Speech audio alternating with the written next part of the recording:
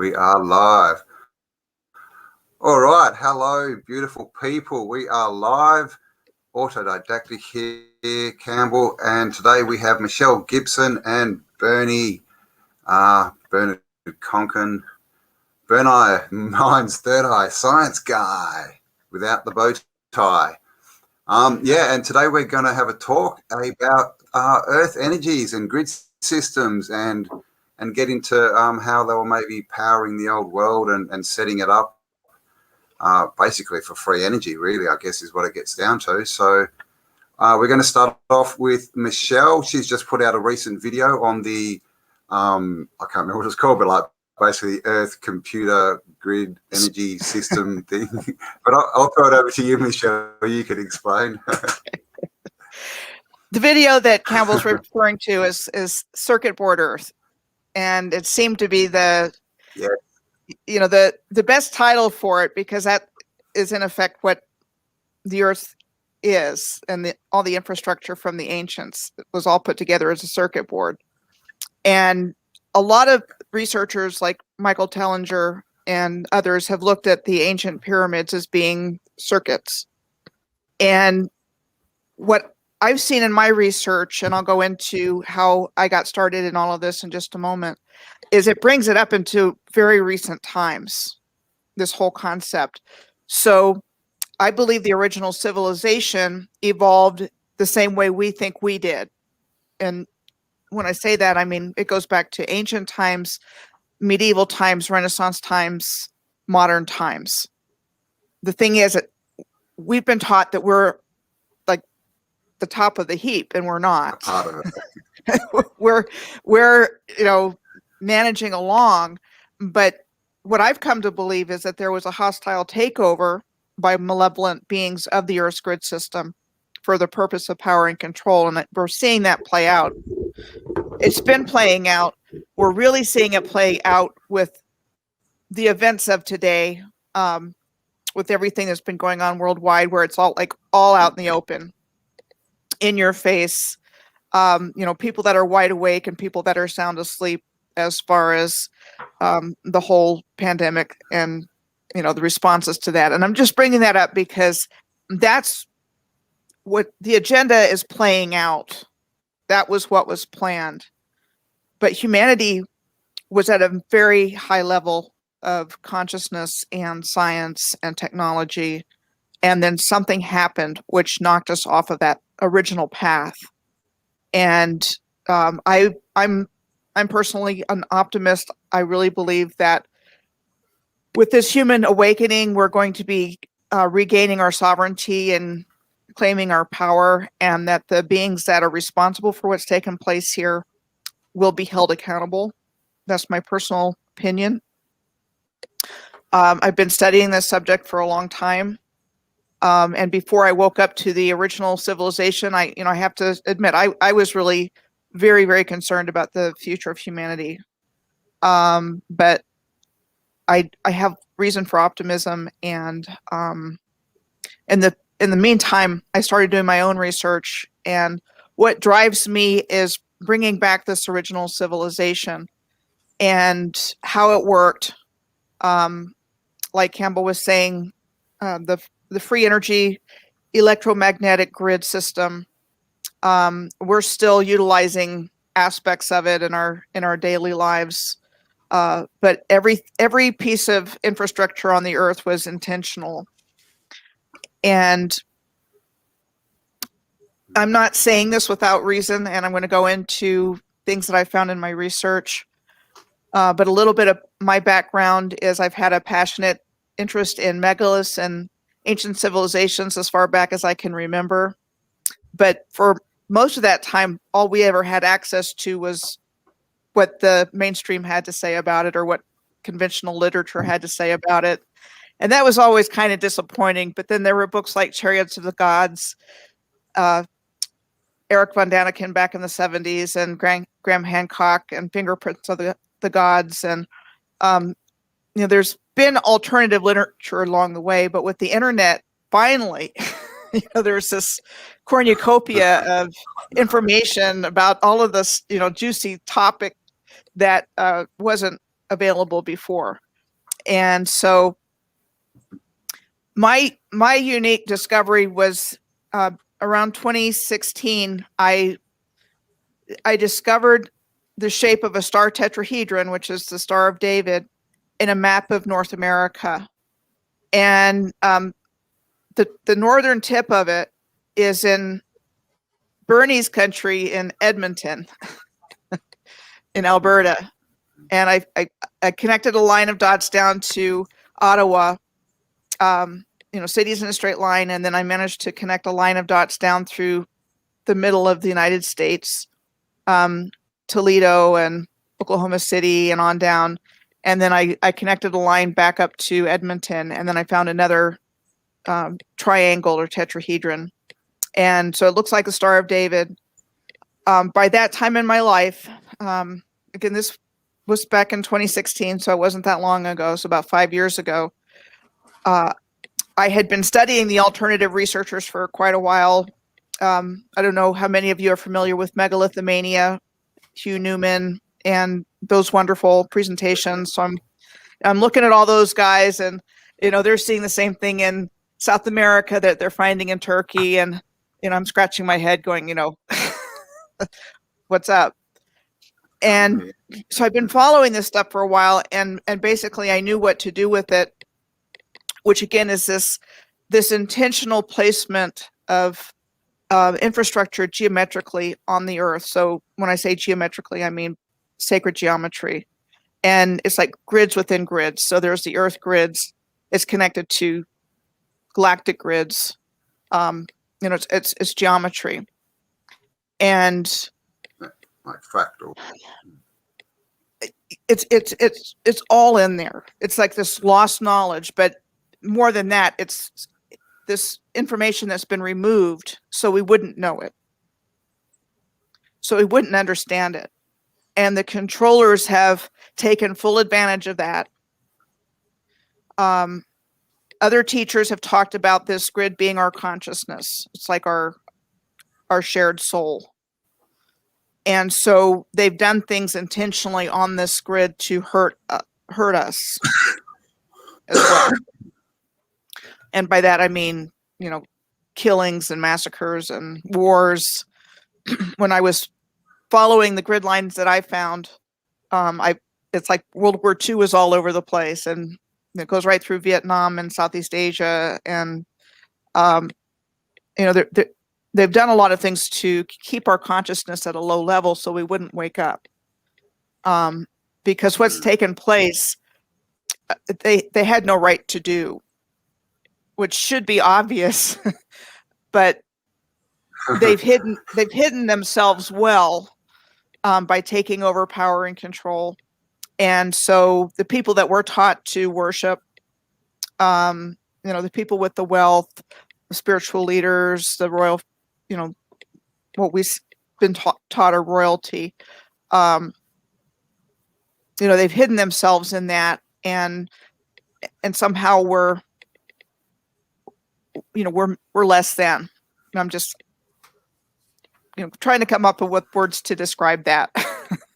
We've not been treated very well. They've built a simple hierarchy with them on the top and us on the bottom. Right, exactly. I've got a diagram of that. Is that a foot stepping on a person's head?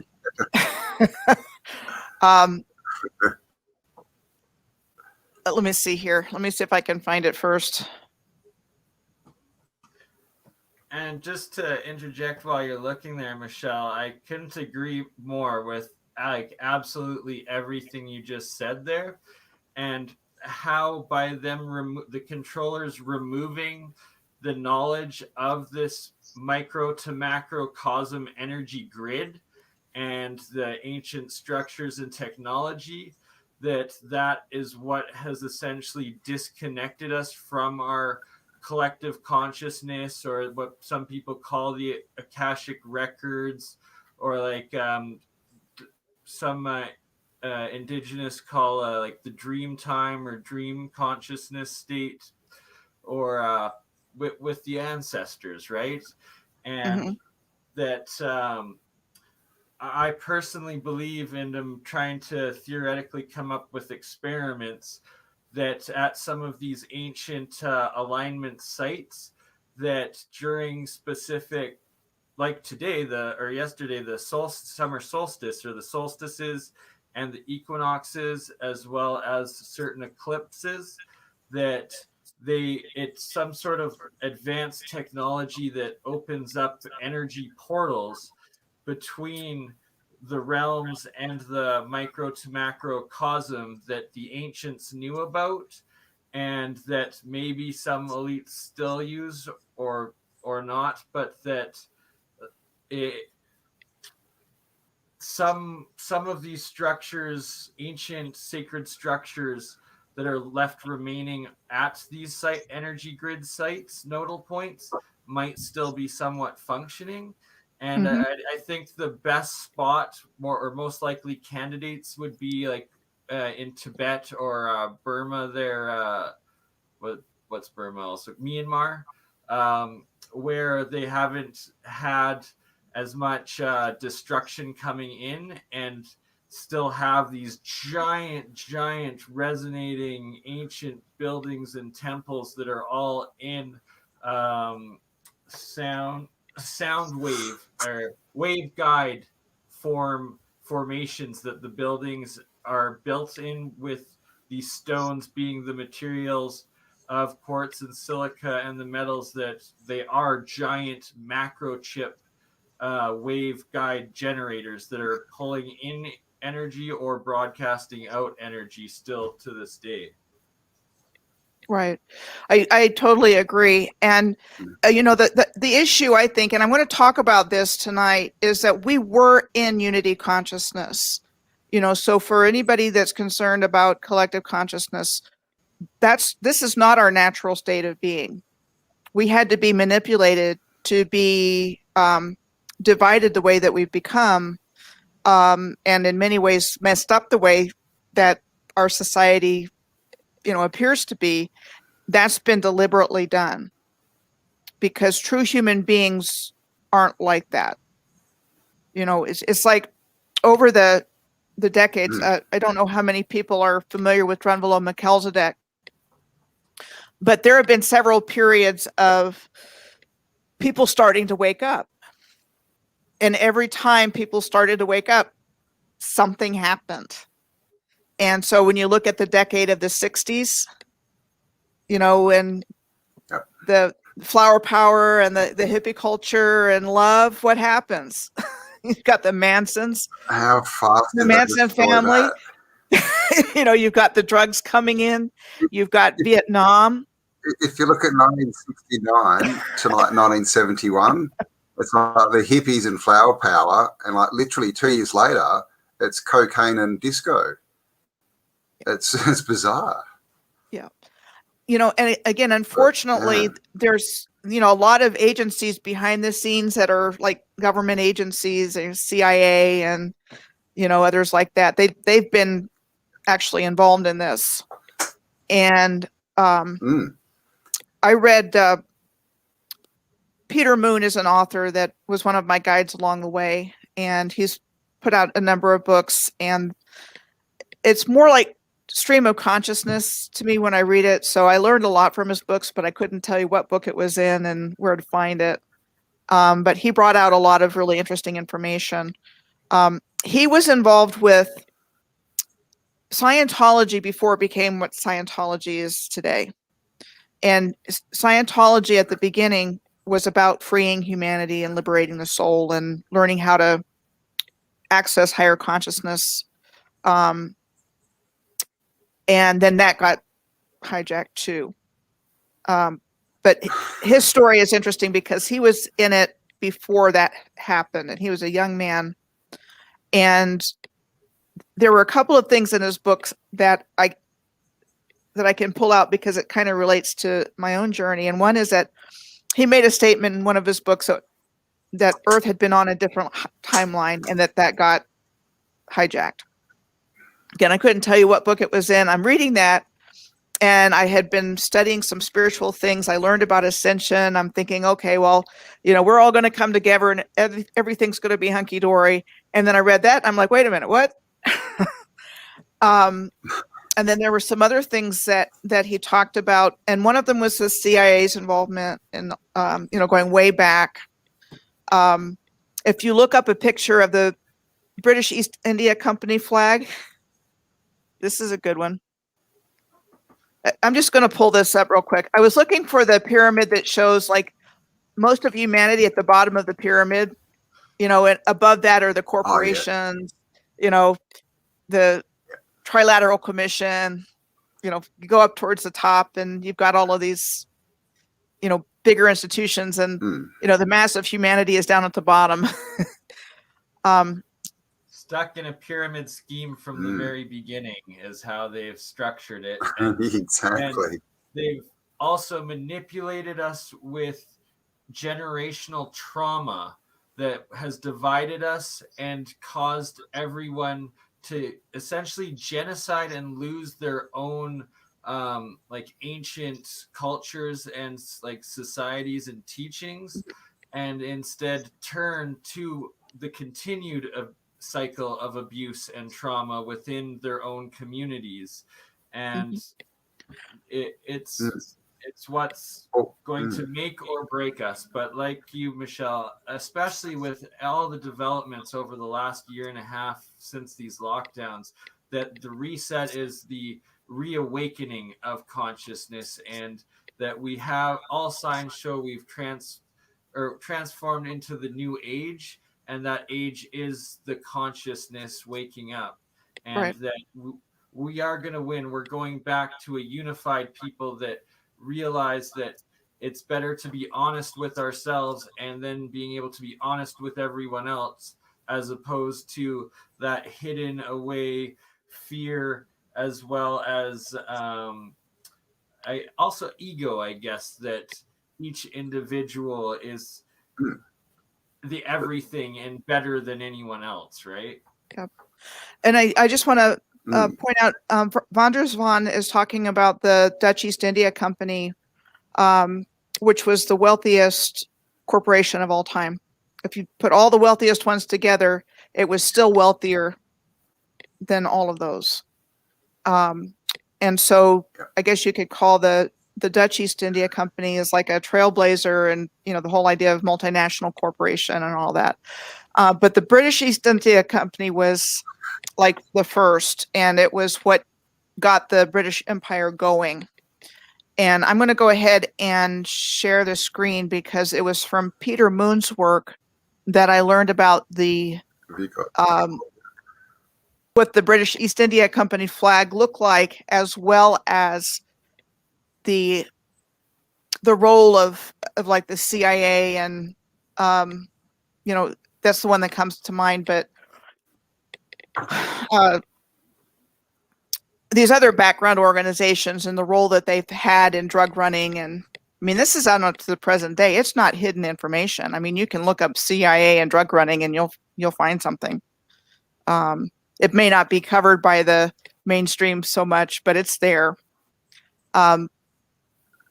So I'm just going to show you. This is the British East India Company flag right there. Wow. I had never seen that. That's amazing, Michelle. What do they call that? British America or something? It's like, where'd Old Glory come from, right?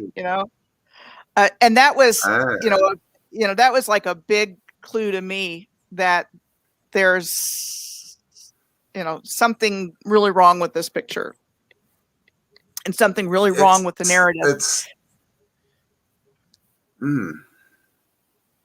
They're just a virus. You can see what they've done. They've just creeped in and taken over with, deception and all this, and severing our connection.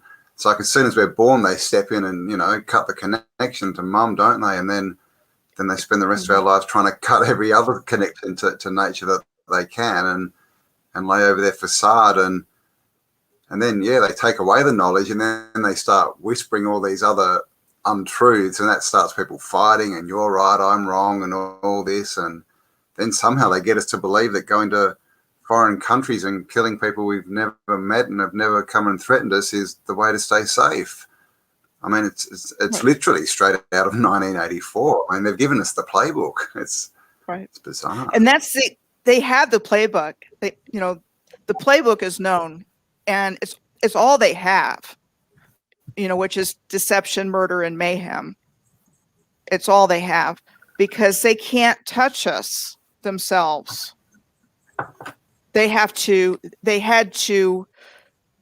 create the cataclysm, and I believe that we're talking about a deliberately caused cataclysm, which is known primarily as the mud flood.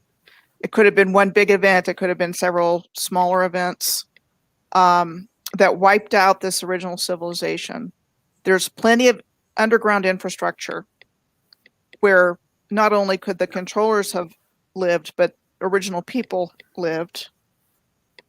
Until enough infrastructure was dug out, they restarted civilization and gave us the narrative that we are taught from cradle to grave in our schools, in our movies, in our books, in our music, so that we all have the same narrative.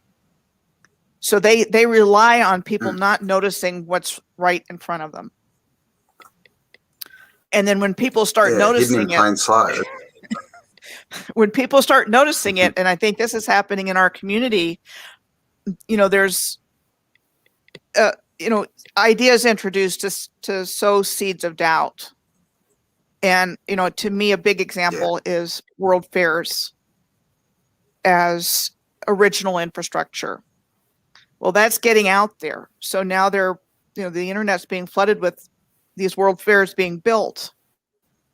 Okay. If you look at it, and there's so many examples of this just incredibly massive, beautiful, ornate infrastructure all over the world. I mean, when we think of Tasmania, we think of I know, as an American, watching cartoons when I was a kid, and the Tasmanian Devil in Looney Tunes. That's what I think of when I think of Tasmania. Hobart had a world fair. Hobart had a world fair. Hobart had a trolley. And Tasmania still has under 1 million people in the whole state. It's not a big place, especially population-wise. It never has been. And they had the big domes and everything. Mm-hmm. And of course, the convicts built it all. Mm-hmm. So the big thing is they want us to believe that all of these massive, beautiful structures were built temporarily, and that after these world fairs, they were destroyed. Most of the buildings were destroyed. And I think they were showcasing the original civilization before they destroyed it. And they hid away the technology, or they used the technology. I mean, the 1876 Philadelphia Centennial World's Fair, the massive engines that they had, the Corliss engine, and, it powered the machinery hall. Well, where in the heck did we have the technology, just 12 years after the end of the American Civil War, when supposedly we were, just above, brutality with, riding horseback and, very primitive medicine with people having their legs amputated, all that stuff. So that's the story we're given. And then, voila, within a short period of time, all of a sudden we have the capability of building this monumental architecture. And all the manufacturing, because when you see the photos of inside these exhibitions, they're jam-packed. It's not like a normal store. It's like they're jam-packed full of stuff. Like, it's literally like someone's gone and just stolen everything from the houses or something and just whacked it all in this exhibition. And it was like it's almost like a trophy ceremony, I guess, for the victors, right? It's like, the spoils of war kind of thing. But like I said, there's these massive machines, but where did they build them? In such a short time, apart from having the technology, where did they manufacture them? Because you might have an idea, but then you've got to make all the machines that make that machine. It's, it just doesn't make sense. And also that, lots of the quote unquote robber barons that are designated as the builders of these original leftover advanced structures. It's like their acknowledged class of people was quote unquote robber baron in the 1800s when they were coming to America and making their fortunes. So clearly they were digging stuff out, finding stuff, sanitizing it for the regular folk to come in after they genocide the remaining remnants of the old civilization that had survived the reset or the catastrophe. And then from there, after they've taken it all, showcased it to the elite group that's controlling and manipulating, then hit it.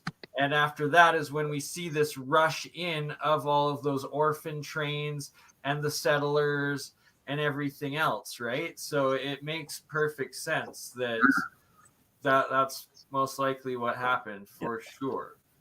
And that they weren't actually building anything new. They were reclaiming it and digging out the Bureau of Reclamation. You see that? You know, and that just... The Bureau of Reclamation? What? Yeah, so there was a whole... Is that a real thing? Yeah, there's a Bureau of Reclamation in the United States, probably other countries as well. So, you know, they've just given this false narrative, and they really don't like humanity. They're not, you know, human beings are special, and they are jealous of our souls. We have something they don't have, so they're trying to get everything synthetically. Yep. And you know, like I said, they can't touch us, so they have to get inside our heads, which they've done.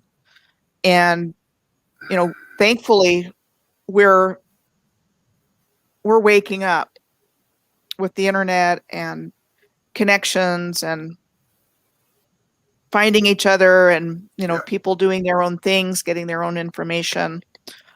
Mine's intuitive, and that's, you know, one thing that I really look forward with Bernie, because he's got a science background for things that I'm seeing intuitively, and really have a good picture in my head of what was really going on here before this took place.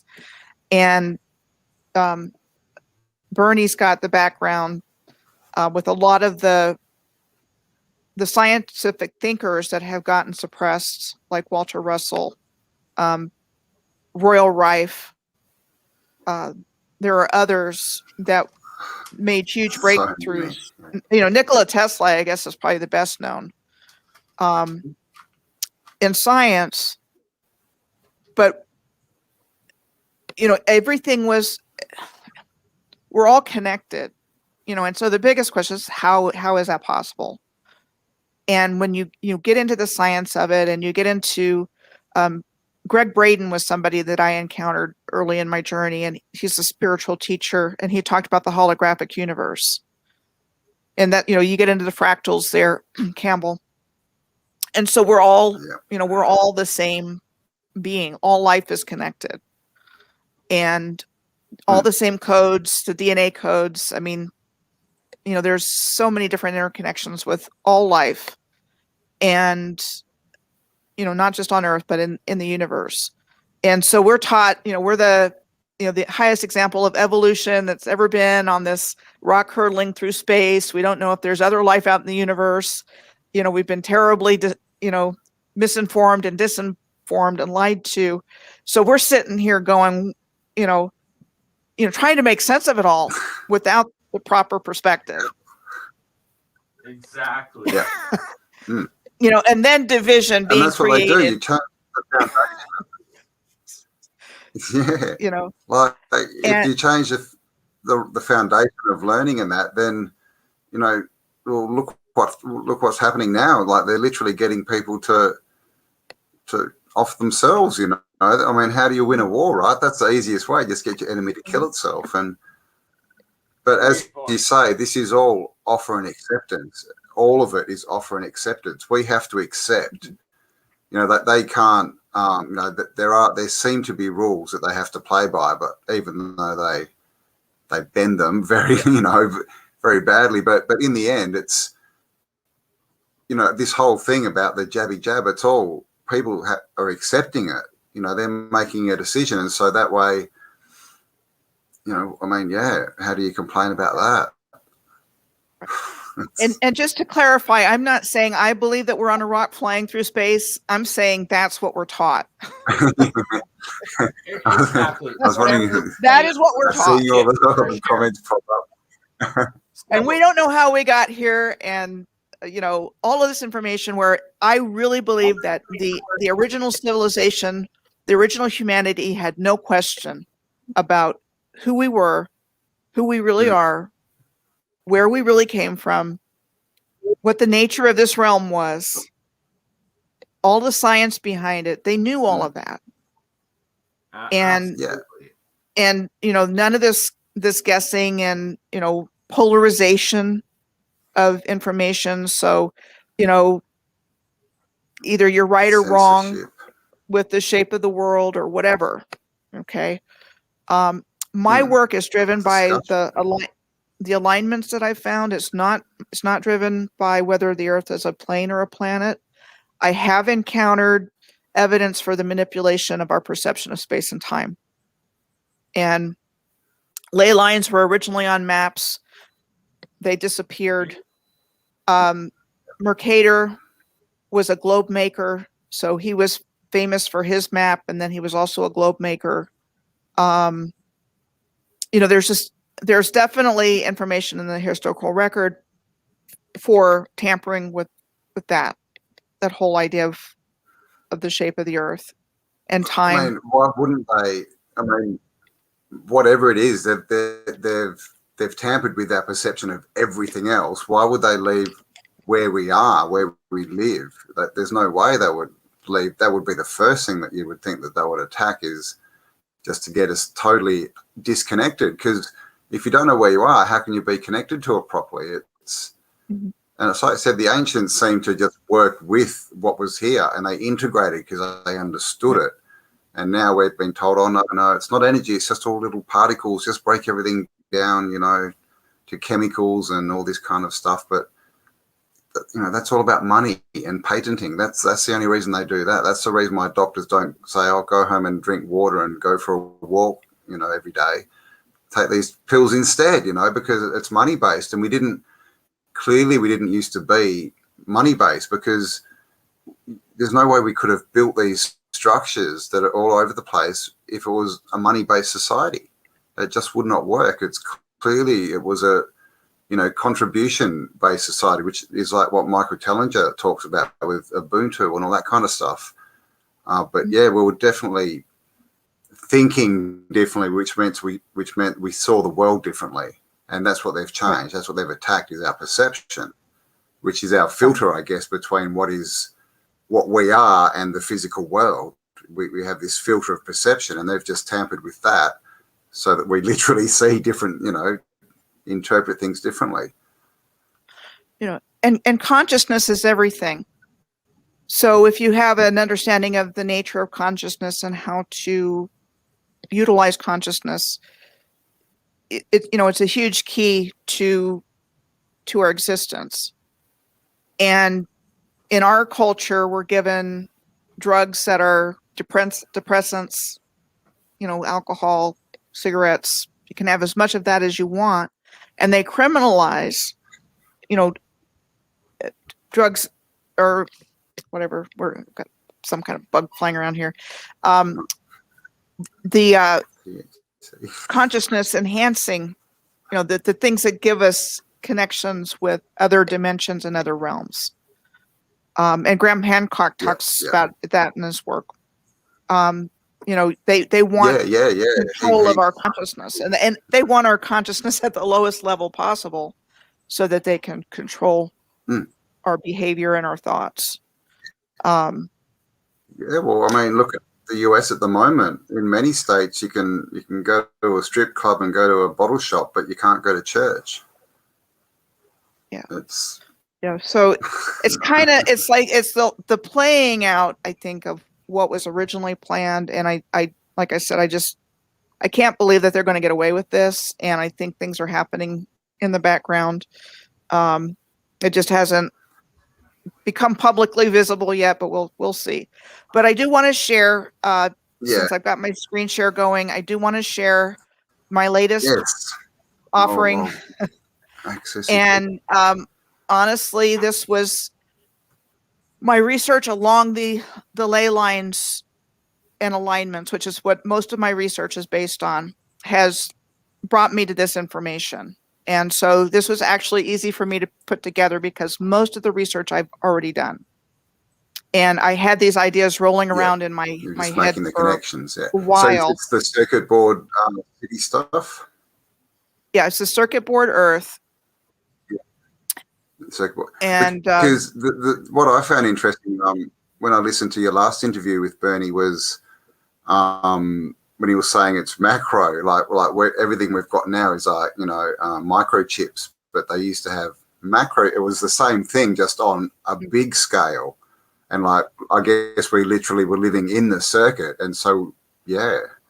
And you brought up all these terms that we still use, like battery and terminal and all these electric terms that we use for buildings. And what does that mean, right? So I'll let you get into it. Okay, and I'll just scroll through this. This is my blog. I'm a writer and researcher, so that's my strongest suit. Is really being able to get into the flow of doing this work. And it is a flow. My research started with my data points from the alignments that I found. But it's really easy for me to do this. And the most time consuming part is doing the research and then putting it together. But this isn't a difficult process for me. So what I am finding is that we're told in our everyday language what the function was of specific infrastructure on the Earth, which was arranged as a circuit board for the once free energy generating electromagnetic grid system of the ancient advanced civilization all over the Earth. Okay, so we're told what the functions are in this infrastructure, and I'm going to go over that. And I like to define terms. It helps me kind of get a clearer picture in my own mind of what we're really talking about. So a circuit board is a physical piece of technology that allows for the assembly of electrical circuits or data circuits on a horizontal layer of material. Okay, so a lot of researchers are looking at this whole idea of a mud flood, which I wasn't aware of until after I started blogging and making videos, and somebody connected me with somebody in the mud flood community. And once I saw that, I'm like, we're looking at the same information, and it has definitely become a very important part of what I believe has taken place here. But then when you really get into the rebuilt narrative or the reconstructed narrative, there's some really glaring examples of what's been going on here. And so, you look at this really tall building in New York City called the Gallinder Building. It was said to have been completed in 1897 and already destroyed in 1910. So they would have built that to only have it stand for 13 years. And that's one example of countless examples. Madison Square Garden, this early version, I couldn't find a construction date, but it was said to have been demolished in 1926. And then this type of tower here is very common all over the world with the 3 windows, the portals. The Astor Hotel in New York City was said to have been built in 1904 and then demolished by 1967. Again, this beautiful architecture. Just so criminal what's taking place here. You get into the Singer Building here. It was demolished in 1986. We're going to be talking about terminals. The Hudson Terminal rail station built in 1909 and closed in 1971 and then later demolished. Some of this amazing architecture still stands, probably quite a bit of it, but I think a lot more has been demolished. It's no longer with us. And I'll be going into some other examples. And then this Brooklyn Savings Bank was said to have been built in 1894, and then it was demolished in 1964. So they're tearing all of this old infrastructure down, and then what they replace it with is, vastly inferior quality. I mean, I see buildings going up almost overnight made of, plasterboard and plywood, whatever else they use, but it goes up fast, and it's not going to have the enduring qualities that these old masonry buildings have. You've got columns there. It looks like Greco-Roman. Like houses and buildings, they're literally just shelters now. Like these were clearly more than just a shelter. There was tech built into them. And if not, then it's just at least beauty, like craftsmanship, Right. So they were built to last. Very, very much so. Definitely. And then talk about banks, because then we get into the electrical terminology in our financial system language, like currency. So banks deal in currency. A river current. You've got river banks. A river current flowing between two river banks. A river is defined as a natural stream of water flowing in a channel. And then I see so-called natural rivers all over the world that have masonry banks. And this is in Leeds, England, the River Aire. And this is just one example of many. Too many to show you in one place. I do have them throughout my blog, but they have masonry banks. Yeah. They all do. And even the Swan River, in Perth, has them in places. It's bizarre. Right. So that's why I think you and me, we're so good, because you are able to intuitively connect these things that just don't naturally come to my mind. But that's ingenious with the bank, the current, the currency, battery bank, and all of that. That is truly revolutionary discoveries you are connecting here. I guess the other part of that is, they've given us this false narrative. Okay, so they want us to believe that so-called rivers are natural. And in places like Leeds, there are canals in Leeds. And the same thing in other communities, like the River Clyde in Scotland. There are canals in Glasgow, along with the River Clyde. But the River Clyde's supposed to be natural, but it's the same thing. It's masonry banks. So they're canal systems. They're very sophisticated canal systems. But who's going to look? Who's going to ask questions? And that's really all it takes, because once you start looking into this, it falls apart. The narrative just crumbles. And so, I encourage people, just look around your own community and look at it with new eyes, because the truth is there. But they've got a story for everything. So, look at your courthouses, the courthouses in your community, or the museums, or the libraries, the older buildings. It'll have an architect, it'll have a construction date, but if it was built in the late 1800s, could they have built it when they said they did? And it's just a process of asking questions and just looking differently. Even when you find the architects, you can never find the builders. What was that, Bernie? Sorry, Campbell. I believe those dates that they post on these buildings are when they were re-facaded, right? And it's all hidden in plain sight. So it's not their construction date. It's when they put the new facade on the building. Yeah. So they're doing something there. Masonry. And they're covering it up. They're taking credit for something they didn't build. And then you get into electric current. And what's that? It's a stream of charged particles. So you've got a stream of charged particles, and you have a large natural stream, which is a river. And I think these canals were electrified. I think the rails were electrified in this original civilization. Yeah.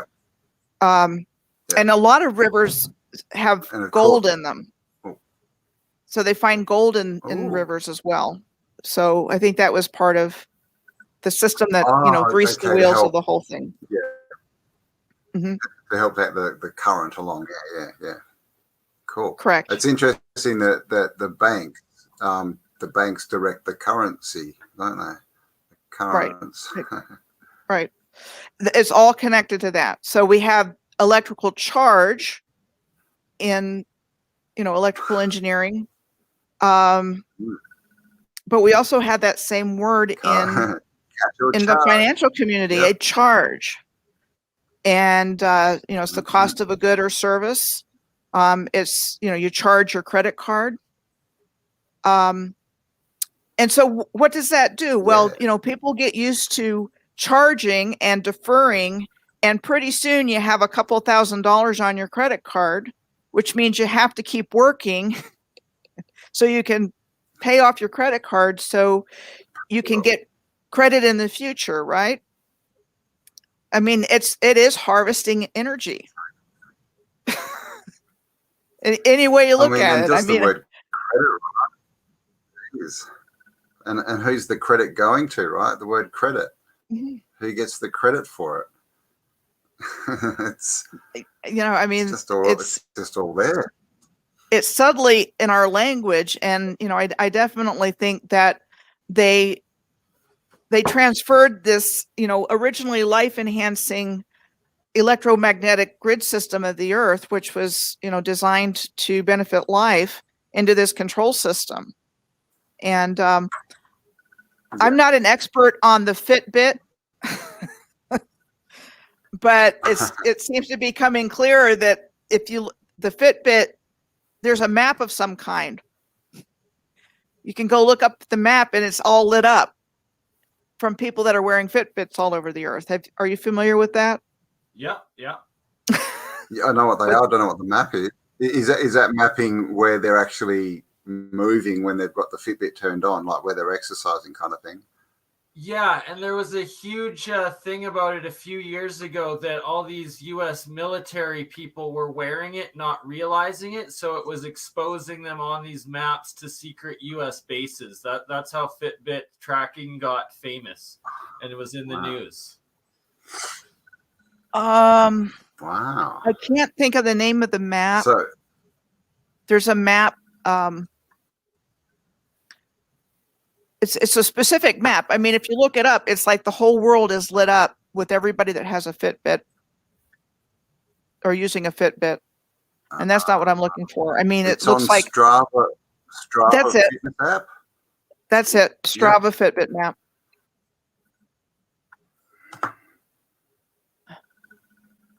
Strava global the global heat map. Oh my gosh. What is that? That's bizarre. And Canada, what are you doing? Why aren't you exercising in Canada? It's all black. What? Well, there's the population. Get out there and do some. There you go, Europe. That's oh my. What's going on in Australia? Same thing there, right? Yeah. New Zealand's all lit up, though. I'm guessing this is a few years old. So anyways, so I just wanted to point out, I mean, there's information in there. Then it's basically collecting data for energy flow of humans, like us movement and where the energy kind of thing. Because I mean, we are made up of cells, aren't we? Right? And energy. Or I mean, we're energy beings. And energy, but yeah, the word cells, battery cells, and all that kind of stuff. It's the same word. When you look at it again, it's just hidden there. They just make us think that cell, like a body cell, is different to a battery cell, but it's just really something that holds energy. Yeah. So I don't have a Fitbit. I've never had one.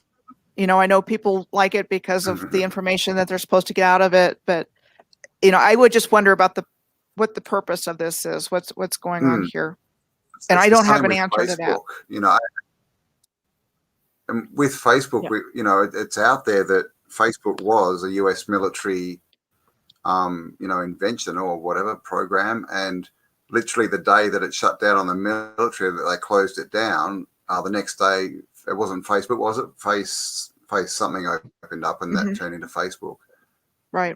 So Mark Zuckerberg, this whole story with Mark Zuckerberg, I mean, that's completely false. He didn't invent anything. It was, he was just put up as a figurehead. I want to say it was first called LifeLog or something like that. Yeah. So there's a lot of. Sounds right. I think that was the military name. Yeah. Yeah. So there's a lot of sleight of hand with a lot of this stuff, and I think the power of the internet and social media is that whatever it was designed for, it's also being used for connection and for awakening. So if they originally intended it to be a control device, it's actually having the opposite effect in the bigger picture. Or we wouldn't be having this conversation tonight. I've always been of the opinion that even if it is ed tech, that we should use it against them. I mean, why wouldn't you? Why would you let them just use it? So definitely. One of the favorite memes that I've seen this is a couple of years ago is they tried to bury us, but they didn't realize we were seeds. Seeds. Yeah, that's a good one. Yeah. So it is. It's a good reminder. Yeah, they stuffed up somewhere big, and they know. I think at this point they know. They're all. I mean, obviously they're still putting out the same show on TV to try and make everyone think that everyone's going along with their plan and everyone's good, but there's so much footage. Like, I think we're getting very close to something going. Yeah. People are just fed up. They're starting to just really see what's going on here, especially with the G7. Should be careful with what I say, I guess, but like just the photos, the press photos where they're all social distancing with their nappies on, and then literally 2 hours later they're all dancing, having a party together. It's like, come on, guys. Yeah. So it just takes more and more people to say enough is enough. And, unfortunately, governments in a lot of places have the force behind them, with militaries and with police and so forth. But, it really does take people just waking up and, realizing that there's another agenda with all of that, and it's not for our best interest. Yeah. So anyway, the next thing I want to cover. If 1 million people hit the streets, what are they going to do? Right, exactly. And it's happening in a lot of places.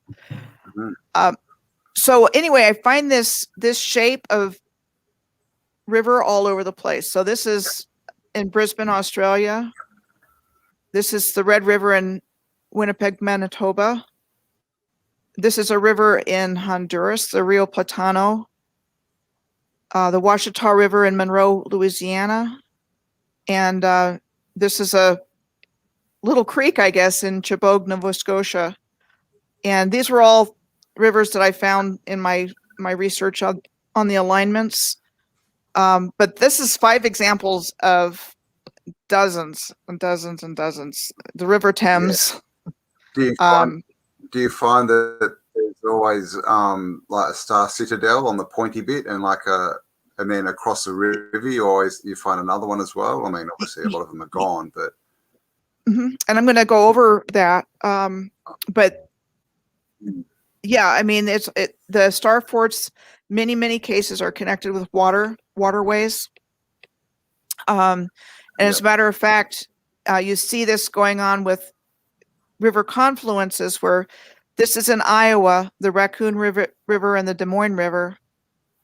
This is in Sudan with the Blue Nile and the White Nile, and this is the Mississippi and Missouri River near St. Louis, Missouri, and it's it's the same configuration.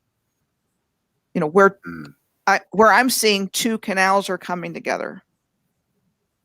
I mean, is nature going to? Oh, they're coming together. They're not splitting. Yeah. They're coming together. Yeah. Okay. Or so you've got the main river here, but you've got these two rivers here, but you've got the identical configuration. Again,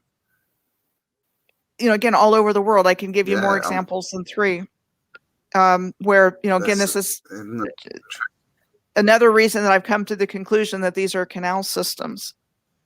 I mean, again, is nature going to have that almost the exact same look replicated all over the world? I mean, but we're not taught anything different. Interesting. It's got that. We're not told to look, and when we do, we're told we're stupid. So, I mean, that's what school is, right? It's unless you parrot back what the teacher tells you, you're wrong. Go stand in the corner, and if you argue, you're going to the headmasters. How dare you not believe everything I say to you? So they try and teach us not to question, but some of us critical thinking has been gone from education for quite some time. It's indoctrination. That's right. Be autodidactic, people. Self-education is the way forward. Sorry for running off. I got an emergency call from my girlfriend that someone was stalking her as she was walking home from the train station from work. But she luckily carries a taser with her and zapped it, and the guy effed off, so she's all good now. But that's why I disappeared there. No worries. I'm glad she's okay. Jeez, absolutely. Yeah. She says hello to both of you. Crazy, man. Say hi back. Hello. Hello. So this is where I get into batteries, and again, I'm making the connection between our everyday language and what their function actually was. So star forts are in many cases actually called batteries. And when I was following an alignment through lower and upper New York Bay, I found 4 pairs of star forts. And at the entrance to lower New York Bay, where the Atlantic Ocean is, you have Fort Hancock, most of which was destroyed after World War II by the U.S. Army. They took it down. It was deconstructed. So there's a little bit left of it, including a couple of batteries. And then Fort Tilden is across the bay's mouth here on the Rockaway Peninsula. Okay, so there's 1 pair of star forts. And then as you go up the way at the Verrazano Narrows, you have Fort Wadsworth on one side called Battery Weed. And then you have Fort Hamilton on the other side, on the Brooklyn side, which is a star fort, a little bit of a different shape. And this one's actually an active military base, which Fort Wadsworth isn't. The Statue of Liberty sits on top of a star fort called Fort Wood. This is Liberty Island. There used to be a star fort on Ellis Island called Fort Gibson. Excuse me. And then on up, there's Fort J on Governor's Island. And this was Fort Amsterdam, which is known as the Battery today. Okay. So a definition of a battery. Governor. Absolutely. So one definition of a battery is a device that produces electricity that may have several primary or secondary cells arranged in parallel or series, as well as a battery source of energy which provides a push or a voltage of energy to get a current flowing in a circuit. Okay, so I think that's what these were doing. They were batteries, actual batteries in this in the circuitry of the Earth's grid system. And they're all over the world. And literally working with the currents. Okay, so that's one example of how it's like right in front of our eyes, right? in our language, we take it for granted. This is the definition of a battery. Okay, there's these little things we put in our devices. And then I find lighthouses in concert with star forts. And so I'm speculating that they're drawing down cosmic energy to charge the star fort batteries or some kind of function like that. Again, this was a very sophisticated civilization. They knew what they were doing. Even though there's not always a star fort with a lighthouse, they would have known the physics, depending on what these were. So, terms like entrainment and entanglement and harmonics and, things like that. I'm just throwing out some ideas.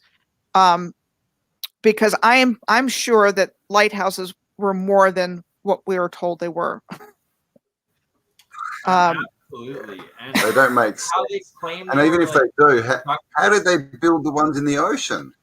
Exactly, right? Like Sorry, the bricks off of islands in the middle of nowhere where they're having to build the foundation like a couple 100 feet up from the ocean floor even on lots of them, and they're claiming they were made in like the 17, 18, some even in the 1600s.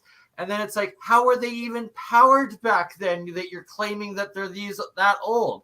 It's just like you say, Michelle, once you see how things are hidden in plain sight, everything becomes so apparent and you start questioning everything. And 95% of what we were taught in school does not compute,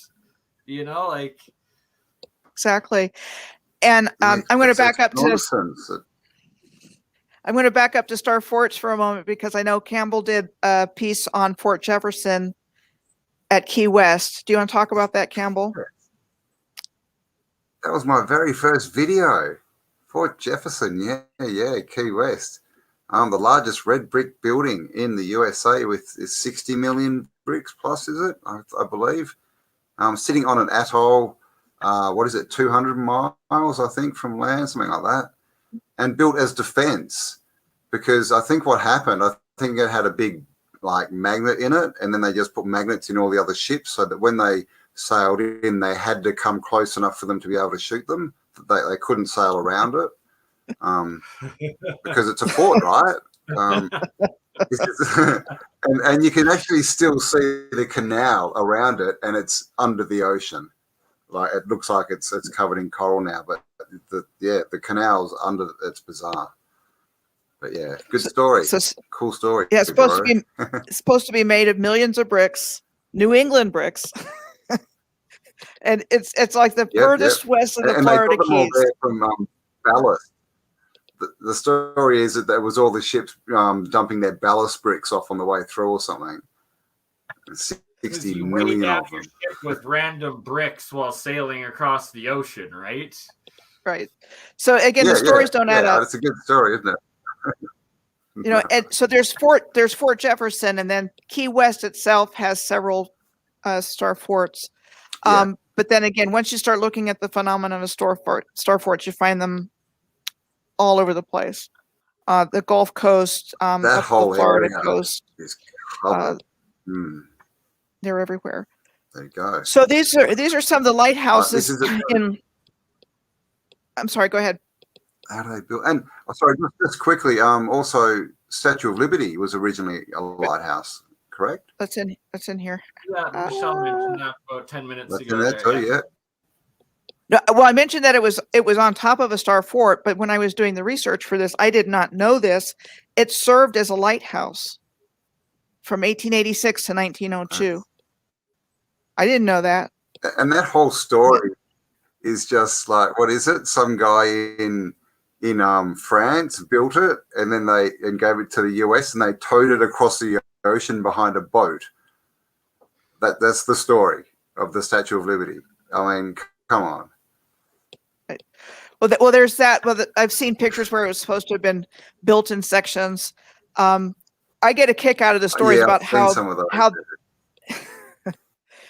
I get a kick out of the stories about how. Sorry. No, I was just going to say the obelisks the Cleopatra's Needle in London and Paris and New York. Yeah. Ridiculous stories about how they got there. Just float them down the river on a barge. Come on, it doesn't weigh that much. So the Pasha of Egypt decided to give away all of these obelisks. It's like, why not? He was a friendly guy. So it's like the fact that they were already there. They have to, come up with some kind of concoction to explain how they got there instead of, oh, okay, well, these were already there. This is the thing, because this is the splitting up, isn't it? Of there were all these different cultures, and we were all separate, and so Rome had its architecture, and Egypt had its pyramids and obelisks, and whatever country had this architecture, but then people start going, hang on, what's this obelisk and what's this building? It's like, oh yeah, well, it was moved on a barge, or that was revisional architecture. They were just building the exact same thing because they liked it. Just 500 years later. It's just, I mean, when you look at the story, it's literally like you're talking to someone stupid and they're just coming up with the first ideas that come into their heads. It was just copycat. They just towed it. I mean, it's just silly. It's just silly. Right. And they've obviously spent all their time on changing our story and not enough on the past. Mm-hmm. And we don't question it, because why would we be lied to? It doesn't even enter our minds. This is, the whole civilization's been hidden from us by omission and deception and fabrication. And so we live in it, we walk by it, we don't ask questions because we haven't been taught about it. That's what I think is the biggest clue, that they're not us. Humans don't do this kind of stuff. We don't think about this kind of stuff. We don't want to start wars. We don't, humans are completely different, but clearly whoever's, ruling at the moment, they're not us. They don't have human traits. They're not us at all. It's clear as day. They don't like us. They only want our energy. They want what they can get out of us. So, and again, these lighthouses, you've got lighthouses like this here in New York Bay. This is a tall one on Staten Island. And this is Fort Wadsworth in New York Bay with a lighthouse, and Statue of Liberty. And then you cross over to the other side of the United States to California and San Francisco, and you've got the same setup in San Francisco Bay at Fort Point with a lighthouse on top of what looks like Fort Wadsworth in New York. It's just basically the same design, same idea. And you all have the citadels seem to be the same design of red brick with the arches, the multi-levels with the arches, and they're either pentagons or hexagons or whatever. They're all the same. Mm-hmm. In many cases, it's like they have different models of star forts. They probably had different functions. I think it kind of, or it could tie into with the alchemy and the domes and the different symbols and things being I guess in a certain place, so they're affected by different energies. So something might be built on the fractal structure, if you want to say, of the orbit of Mercury, or another one might be on the sun, and another one might be for the equinox in a certain place. So it's like you say, it's like they almost had a book, and it's like, oh, okay, this is a Mercury retrograde position. Okay, this is the plan, this is the geometry we use, and it'll tie into that natural energy. Right, and I'll show you more examples of that here just in a moment. So you've got these batteries. They're actually called batteries next to Fort Point on one side of the Golden Gate Bridge.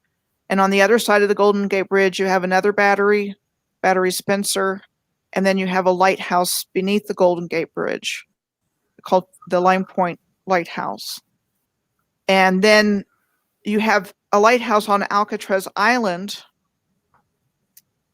And when I was doing the research in San Francisco Bay, I realized there was a relationship between this lighthouse and the lighthouses on either end of the Bay Bridge, San Francisco Bay Bridge, Golden Gate Bridge, I'm sorry.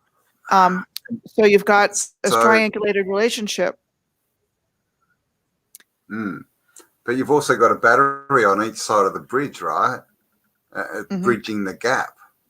You know, that's another electrical term, like the gap, isn't it? Bridging the, like a spark gap, which no doubt you're going to go into. I just thought I'd bring that up. I'm just going to grab a quick coffee too. I'll be back. Keep going. Sure. And I don't know the answer to this, and Bernie, I don't know if you have an idea about it, but it makes me wonder about the original functions that these bridges had as well. Right. Because there's some very old bridges. And there's lots of images of the bridges having structures on them when they're that old as well between these forts in lots of those old maps. So I personally believe, like we were discussing last time, how we believe they're most likely getting their energy out of the water movement. Chances are the bridges in the islands were some sort of hydro energy generation. And the picture, if you don't mind scrolling up to the last batteries, couple more there, yeah, right there. So those are extremely thick, cemented or blocked, circular. They look like cooling ponds from nuclear plants that have just been filled in, essentially, is what the quote unquote batteries actually look like, right? So it definitely was some sort of power generation or energy generating devices and technology that they pretty much just covered up with the facade over top as we moved in and reclaimed everything, right? So this battery here would be about somewhere around in here. So it's on this side of the Golden Gate Bridge. I'd be willing to bet that there's underground tunnels from below those batteries to somewhere along the bridge, if not even underneath the bridge, that exist that have been long lost, and most likely in lots of them. And that every ancient city we still have around, it's acknowledged if it's over like 300 years old that there's underground cities still below each city. So who knows how developed and advanced it really is below all of these places and the original infrastructure, right? And just a thought, I mean, when I see the base of the bridge, I mean, that's huge. And that's all steel too. So that's a giant charge differential, right? Like it'd be like connecting ground energy. And then going through the water, that's pulling in the current through the water is creating charge as well through those steels. So if it was the steel going directly in, that's actually a huge electromagnetic differential that our academic system has completely erased magnetic current out of current teachings and current physics and electrical engineering. And there's just as much magnetic current as there is electrical current, but it operates a little differently in the electron flow and the field flow than electricity does. So it's on different hertz frequencies than or current amp frequencies than what electricity is. So it's a lot harder to pick up, as well as it's like analog computer, like binary code, but how you have like the ones and zeros, but the switches in original analog computers, and those are based off of magnetic current, and it's a circle. I'm gonna have to do a complete teaching as well as refreshing myself with the electromagnetic circuitry, but that magnetic current doesn't go in a straight line sort of thing. It goes in circle upon chains, essentially. And that it's like a little impulse and then it switches and switches. But a lot of those old bridges that are made out of steel, they are chains as opposed to cables. And that is definitely something that needs to be investigated, and most likely how they were getting a large portion of their electricity. Mm-hmm. Yeah, I mean, it's definitely an integrated system, and we'll give some more examples here. So moving on down, I have several examples of this triangulation. I also consistently find lighthouses with astronomical alignments. So what you're just saying about Mercury makes a lot of sense as well. But it's typically lunar or solar alignments, where it's perfectly positioned over the top of the lighthouse. I really like that one, like right dead center. Right. And then, there's our Statue of Liberty lighthouse with the sun on top of the torch. And how did we possibly engineer and construct that when they claim we did with the technology that they claim they did, right? Like, it's just so preposterous. It blows my mind. But like, you can't convince me that this is all random. Right? I'm not there. But this is intentional. The mathematic probability, statistics. It's like, if you understand math, you're absolutely right in saying that it's not by chance, that it's actually mathematically impossible that it's by chance, and as more people get exposed to this information and it keeps coming out, we are reaching that point of like no return or collective the 12 monkey sort of thing of 100th monkey. Yeah. Okay. So again, a lot of this, the information, this was easy to put together for me because I'd already done a lot of research in the course of 3 years. So I had already found these examples, and this is on the Isle of Alderney in the Channel Islands off the coast of France, which is a British. There's a name for it. I want to say it's like a protectorate or crown colony or something like that. And the Channel Islands are absolutely fascinating. It's filled. They are all filled with star forts and tidal islands, where it's like Mont Saint Michel is a great example. Mont Saint Michel is on the mainland, but it's a tidal island, and that's where there's a causeway that connects the island of Mont Saint Michel with the coast of, or with France, but then at high tide it's covered over. And the Channel Islands there's one off the coast of Africa that's almost the same as well. Off the coast of where? Africa, down sort of, it's on the east coast, down sort of southeast coast. Can't remember exactly where. Canary Islands or no? Well, it's on Africa. It's like just off the coast, like it's like a tidal island off, but it's sort of inland from Madagascar sort of area. Okay, so it's on the other side. So anyway, these tidal islands are amazing, and they are physically connected by a man-made causeway to the land. The island to the land. Okay. Yeah, so the causeways are man-made. So there's some kind of function. I would love to know what it was with these tidal islands, because the ancients sure put a lot of energy into creating that effect of, low tide and high tide. Let me move this here real quick. So, I mean, maybe that's an energy variant.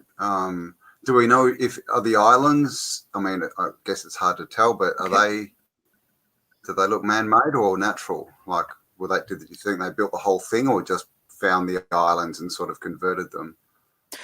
I think they probably built the whole thing, but that's just me. And I'm showing you Mont Saint Michel because it's a great example. And off the top of my head, I can't think of the names of the ones on the Channel Islands, but I can tell you I found a bunch of them when I was doing the research. So low tide, you can actually get across. Let's see. And there's a way across. It's it called looks a so much causeway. like all the mounds we see, like all the mounds that we see that look all, you know, smashed and buried. They look so much like that, don't they? You know, like that was what they originally were, something like Mont Saint Michel, and they just got hit with something. And it's the same thing. St. Michael's Mount in Cornwall is also one. Same idea. So I'm just saying this because I would love to know what this represented, because I really don't know what it represents, but wow, it represents something. absolutely. Would it be something to do with a differential? Do you think, Bernie? Like a Oh, you know, a current differential 100% with it does. rising? Yeah, just because the current of that saltwater tides moving in and out, if they had like the grounding cables going through that whole area, that's a huge electron flow charge in creating in that grounding differential for your circuit. And then having like connected to your spire at your peak in the center of the Starfort Cathedral there, the two different differentials from the sea and from the atmosphere will create a giant charge, and all you'd need is a Bell circuit step up transformer, and you have your electricity. Okay.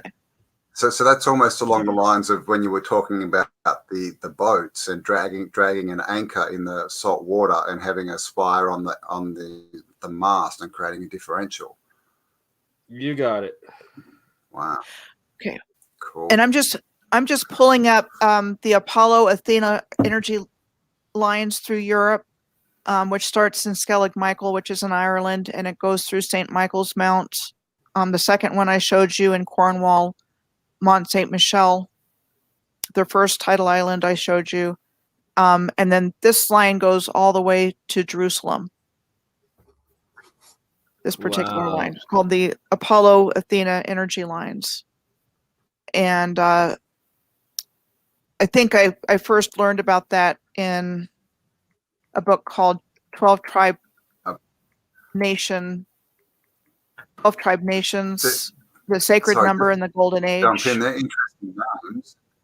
Apollo, Apol, Athena, Ethereal. I don't know. Just throwing it out there.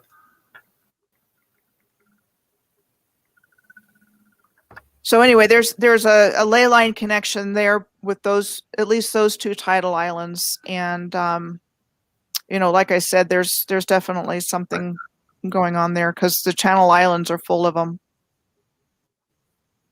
And so, okay, so if they were high and low tides at different times, they'd be opposite poles, wouldn't they?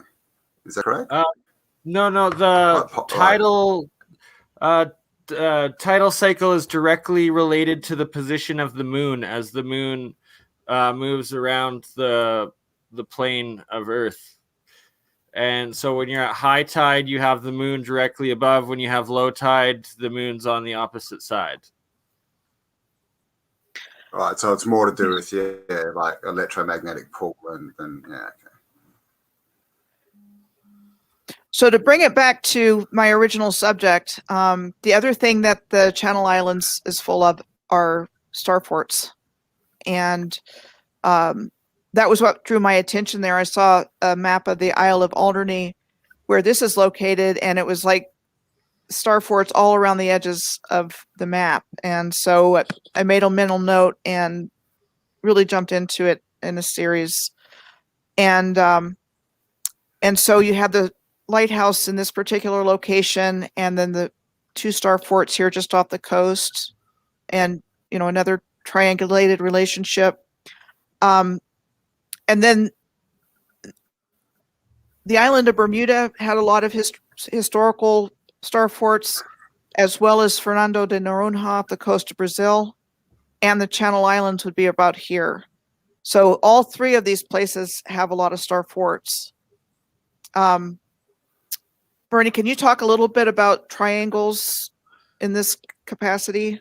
So what I was just connecting in my mind as you're doing that, thanks for bringing that up, is that it looks like it's just fractal, like micro fractals and macro fractals within the geometric framework of the Earth grid, and that since the Earth grid is tetrahedral, that's triangles within triangles, and that it would make sense that in certain positions, especially with alignments of where the other heavenly bodies are, that when you're pulling in macro energy from the galactic plane into the Earth plane, that certain spots would, and like triangulation as well, like you hear with when they're using to track a cell phone, you need 3 spots of information, 3 spots of energy, so that would make sense that why you have them everywhere, of just focusing in certain energies and bringing it in from the macro to the micro and the micro to the macro. Okay. Do we know, are they certain types of triangle as far as like equilateral and isosceles, and or are they just triangles? I was looking at that right now through as Michelle was going, and it looks like there's a couple different types. Sorry, Michelle, please. That's what I'm finding, is there's different types. Okay. So there's equilateral, there's isosceles.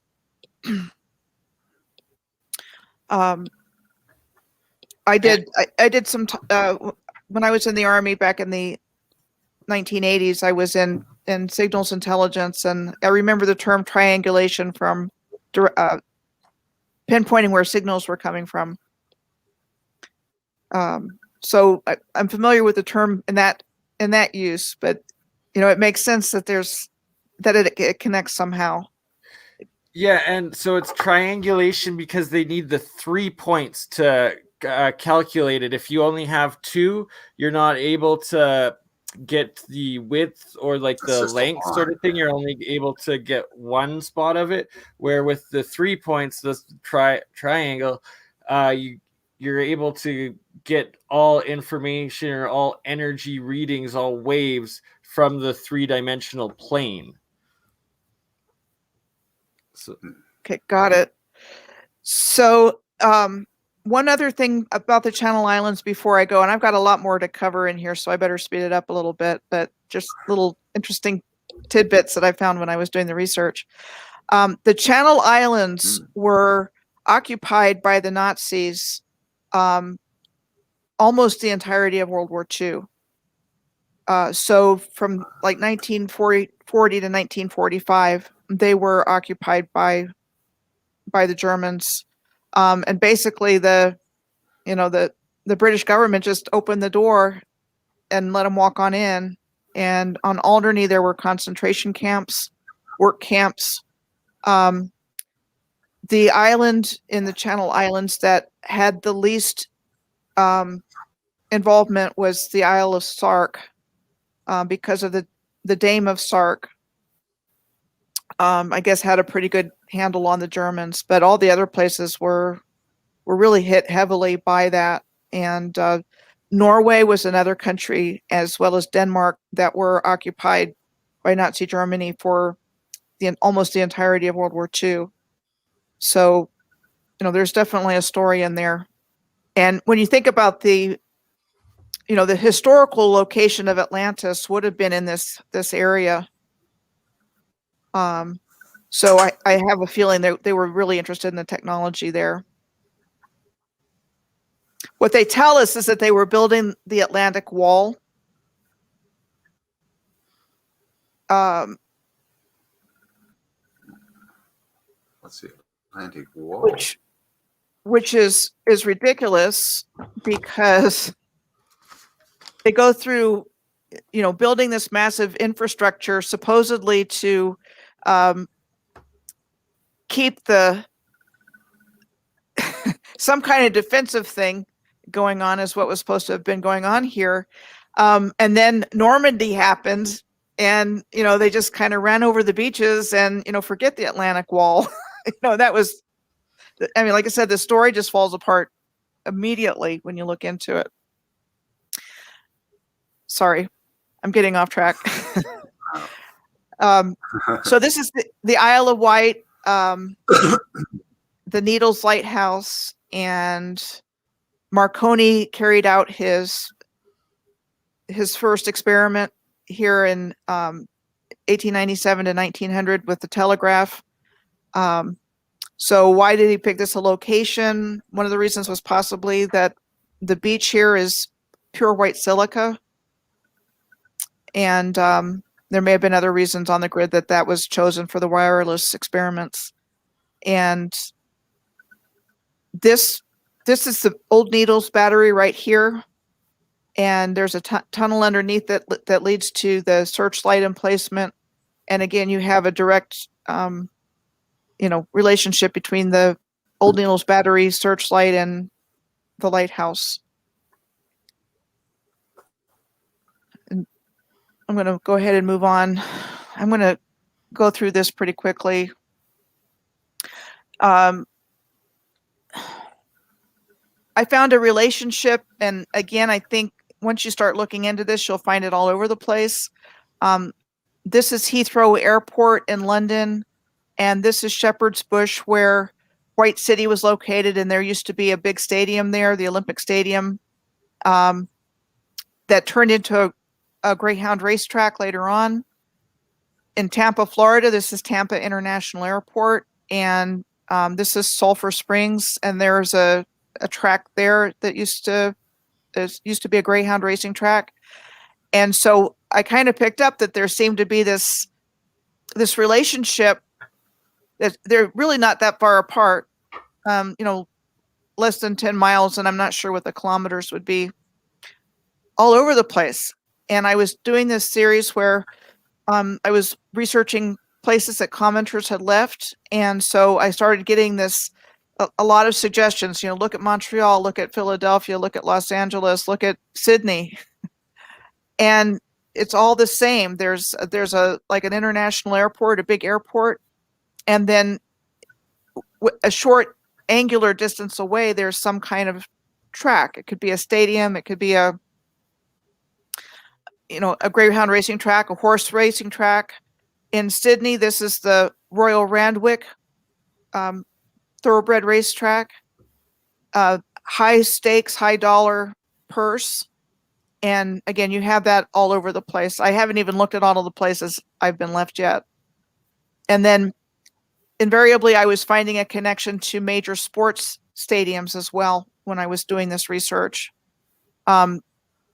In Toronto, there's an airport here, and then it goes right through where the CN Tower is, as well as the major sports venues down here next to the water. So I was finding these repeating patterns. And then when I was doing research in Nashville, I found the Star Fort Negley with a baseball stadium and railroad yards. And I'm thinking, what's the baseball stadium doing there? And so I think that was part of another type of circuit on the grid system. And then I was seeing connections between star forts, where star forts were located. And so this was a star fort that no longer stands in Pensacola, and Pensacola has a number of star forts as well. It used to stand right here, and down here is where the railroad yards are. Okay, so when I saw that graphic of the railroad yards, it brought to mind, this electrical circuitry. Big time. Okay. Macro processors is what it all is adding up to look like, and probably is. Have you done any distance measuring at all, Michelle? Like as far as how far the circuits are away from airports, etc.? Or Is there any Well, correlation? in the examples I gave, yes, and that's why I say they were a short distance away. All of the ones that I was looking at, or at least there was at least one that was a short distance away. And then in the bigger picture, like in Copenhagen in Denmark, I found a lot of star forts and racetracks and things like that. But again, it was like in that direction from the major airport, the Kastrup airport. So then you get into the word circuit. Okay, so I think ellipses were being used as racing tracks, and they were components of the circuitry of the Earth's electromagnetic grid system at one time. Not necessarily being used as racetracks. No, well, it's the corners would speed up, current or movement. That's what they normally do. You sort of speed up around those curves. But also circuit, when we look at the ancient world, we get circuses, which are the same thing, very similar word. Right. Hippodromes is another one. So you get several definitions of circuit, and one is the actual name of the course, and it's the number of times the racers go around the track.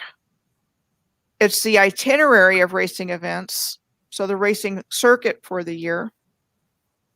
And then in bicycle racing, it's a mass start road cycle race that consists of several laps of a closed circuit, and the length of the lap is slightly longer each time. And so the electrical circuit is a closed path in which electrons from a voltage or current source flow, and includes devices that give energy to the charged particles the current is comprised of, such as batteries and generators. So again, I think these circuits were actual circuits, and they're telling us they were circuits without telling us about the original grid system. And then, you have just that movement through the air must create some kind of energy that, right. Sorry. As the bigger circuits are major venues, for people, for money, for excitement. So I definitely think they're utilizing that for their gain. Yeah. Well, and what do people say when they come out of, watching a good football game at the Oval? Oh, the atmosphere was electric. It was charged, Mm-hmm. This is the Indianapolis Raceway or Motor Speedway. It's the largest sports venue in the world, said to have been constructed in 1909. And inside it would fit Vatican City, the Wimbledon campus, the Coliseum, the Rose Bowl, Yankee Stadium, and the Kentucky Derby, and is called an automobile racing circuit. Nice so key. It's pretty big, right over here. Oh, you got star forts going on in there with Vatican City. That's actually the Vatican. Okay. Sorry, now I've got I thought that's actually Vatican City. Okay. Yeah. Wow, that's a big circuit. Yep. Wow, that's Vatican City is a circuit like that. Well, no, the Vatican, all of these you're comparing. famous places I see. Fit inside of it. It's so big. Inside it. Okay. So again, I think they're harvesting energy from that with their betting and the emotional energy guaranteed, right? And you see all the old Colosseums as well from the old age, and they're made of silica, they're made of the quartz, which is your resonating, and then they all had like their metal roofing and the metal ornate decorations, but that's actually your circuitry, as well as the chains, the fencing, all of that's also your electrical circuitry. And I think we talked about this a little bit before, maybe just in private, Michelle, but that it's emotional energy harvesting that these negative parasite beings are harvesting from us.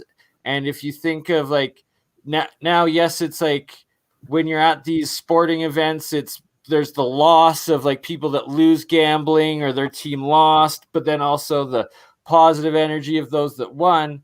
But then in the old world, it was the gladiators, where you'd have the ultimate fear of people fighting for their lives, and then everybody with their emotions of the shock, the awe, the cheering, whatever was going on. If that even happened, we don't even know, but that's how the story goes. But it's that there are these macro circuit boards that are for some higher dimensional soul, emotion, energy harvesting. Yeah. And there's definitely something going on with that. it. They would have been, sorry. I was going to say, you can imagine they would have been more for like singing and resonance and gathering that way. But now it's all about competition, and, you know, they've got to create that friction and that, you know, that opposition to each other to get people charged, right? Get them charged up. Yeah. I mean, it's definitely being used in a different way than it was originally, I think. And I'm going to scroll down through that. I covered that more last week. And I do want to point out that trolley systems were everywhere, literally everywhere. Railroad service and trolley cars. I laugh every time I see a picture of a horse pulling one, right? Because it's like, oh yes, you guys had this industry to lay all these rail lines, and that you had these trolleys that were working on free wireless electricity, and now all of a sudden you're back to a horse pulling it. Right. So that's I think that was part of the restart. Absolutely. You know, downhill.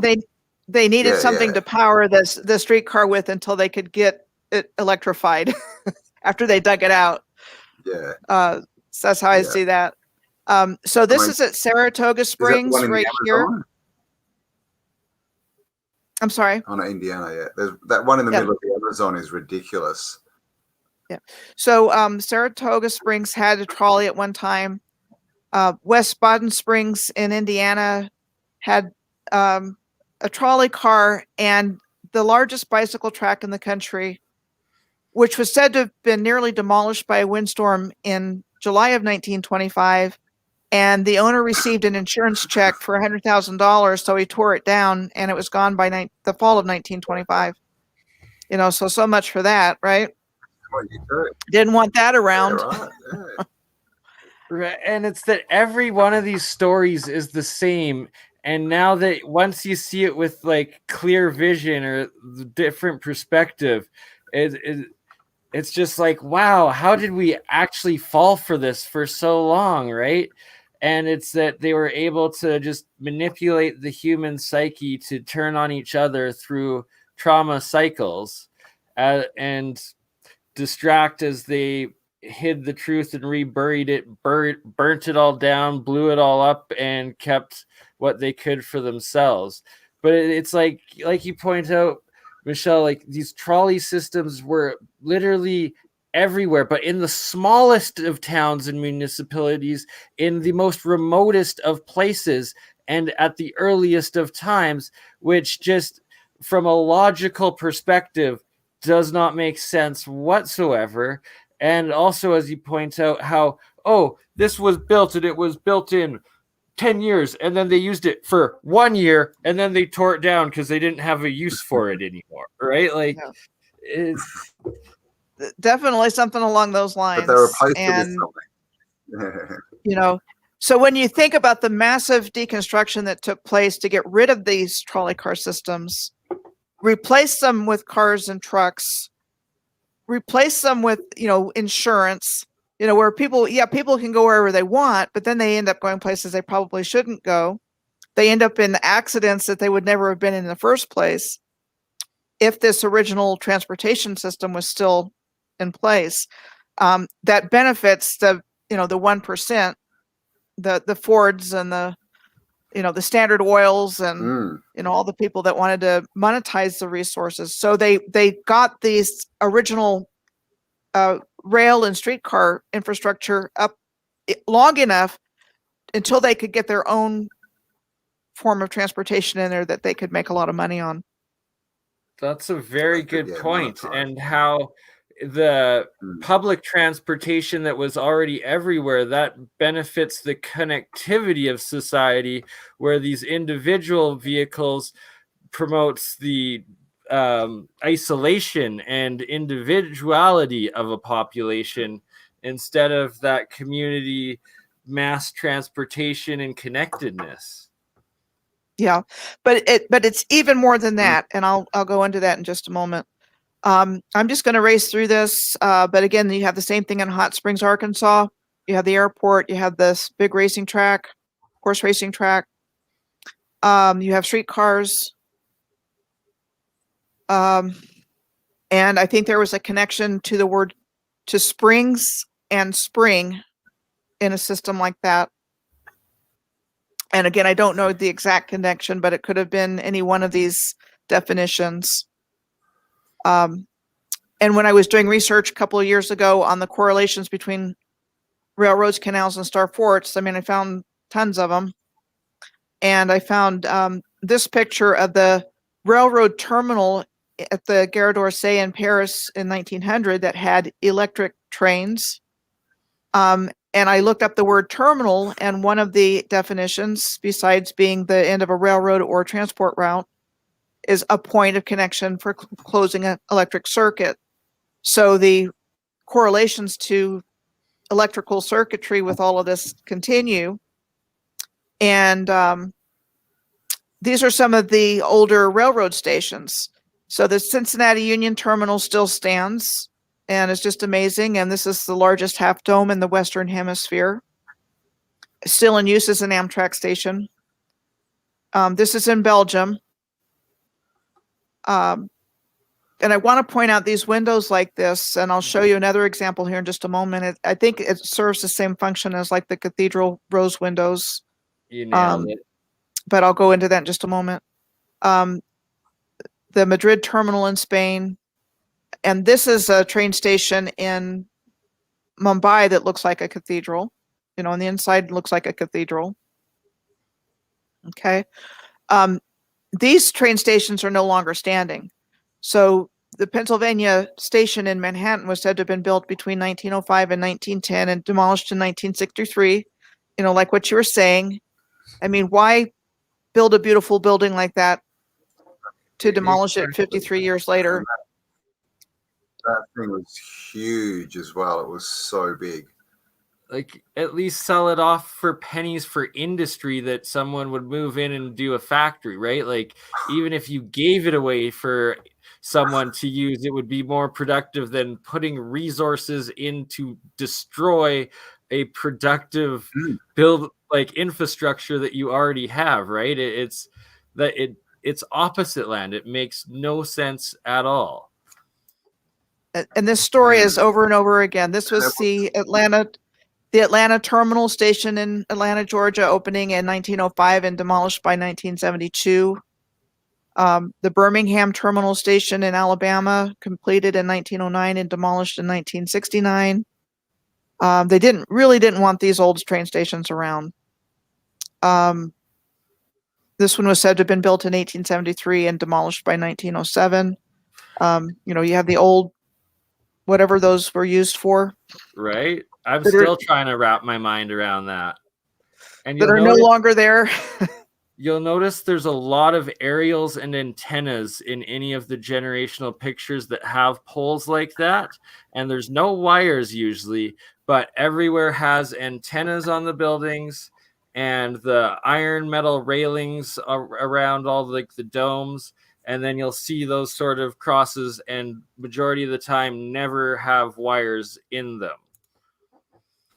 So that's something else I'm still trying to figure out.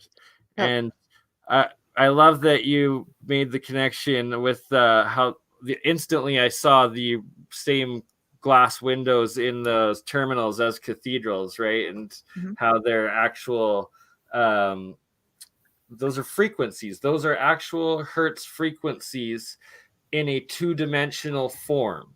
That what we call sacred geometry, those are actually cymatic wave illustrations in a two-dimensional form, and then when you actually put it into sound, it turns into the 3-dimensional energy.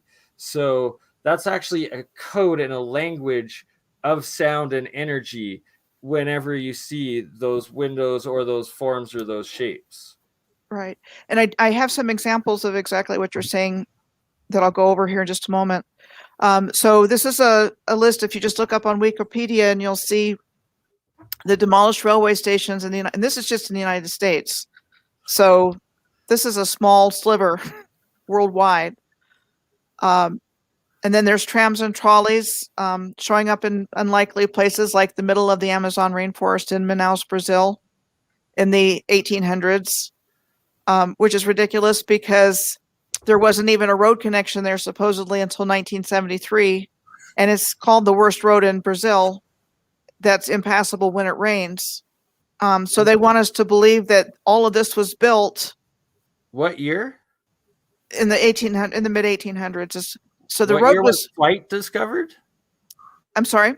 What year was flight discovered? Like the Wright brothers or whatnot? Oh yeah, it was like 1900, early 1900s. So no roads, no airplanes, and in the middle of the Amazon jungle. Yeah, so you just have the Amazon River, and this is near Manaus. So how were they supposed to build all of that under the conditions that would have existed according to the history that we've been taught? And you go all over the world, and the trams are all the same all over the world. It's the same style. So this is in Edinburgh, and this is in Hong Kong, and this is in Alexandria in Egypt. Like I said, Hobart in Tasmania had a tram system from 1893 to 1960.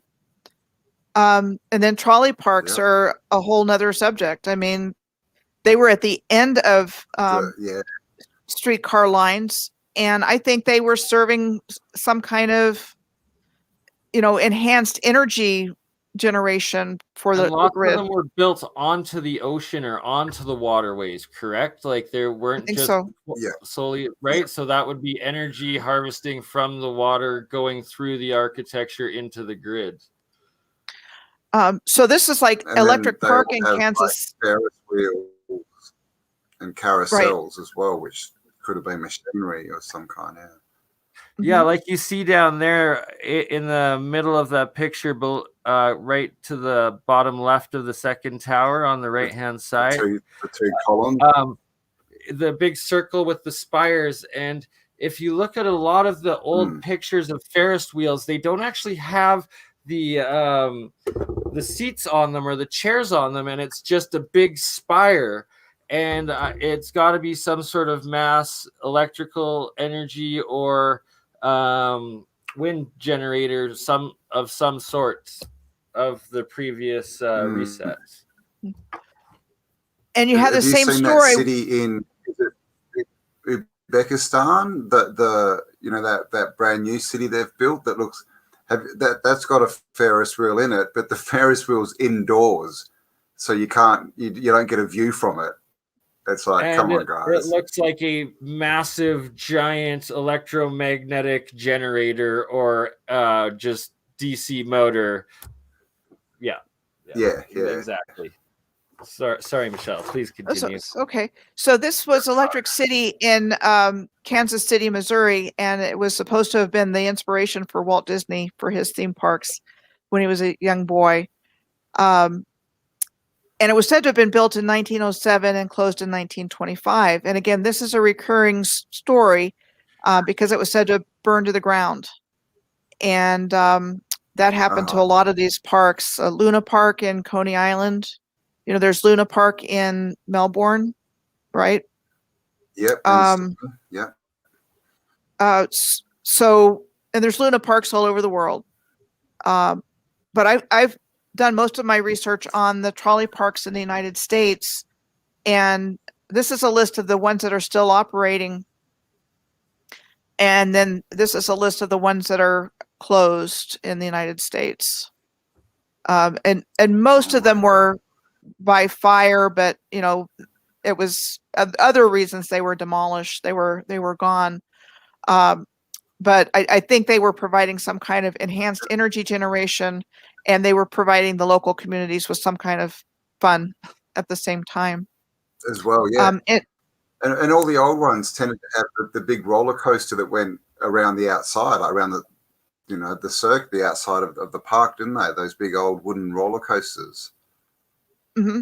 And once again, we're talking about generating mass energy, emotional energy in the people, right? And in the kids and that go there. Happiness, and it just, they've repurposed it.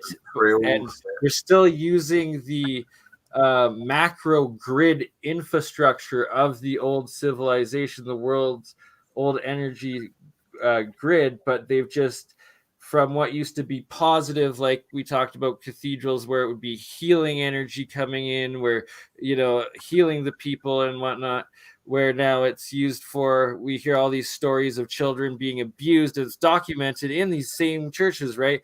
And stuff like that, where there's some good energy, where like singing happy, and then there's like the angry preaching, and then there's like the trauma within it, so that they've not destroyed and taken apart these macro grids.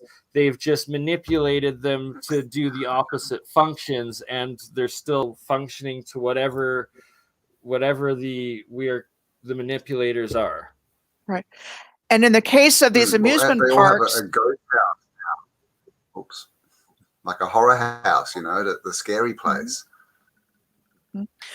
And you add beer and alcohol consumption to a lot of these places, like Busch Gardens in the United States, Busch Beer. The electric park that I just showed you in Kansas City started out supposedly from a local brewery because they wanted to get people there to drink their product. There were 2 electric parks. This was the second one. So, you know, again, you've got something else going on where, you know, you're equating drinking with, you know, the fun of going to an amusement park for the adults, at least as we would know it now. But, you know, again, they're a substance that causes ego and then also abuse, opposed to like a psychedelic where it'd be a spiritual sort of thing. And just I wanted to mention this quickly, Michelle, how you pointed out the East Indian Trading Company, and they were the first to start the opium wars and the opium trade. And my own experience, how we've talked, both Cambell and Michelle, about how I was on Oxycontin and opiates for 10 years through prescription through the doctors, which I'm now off for 2.5. But it's that those drugs, those downers, they lower your vibration and your consciousness to the lowest possible existence, and you can only truly understand it once you're on them.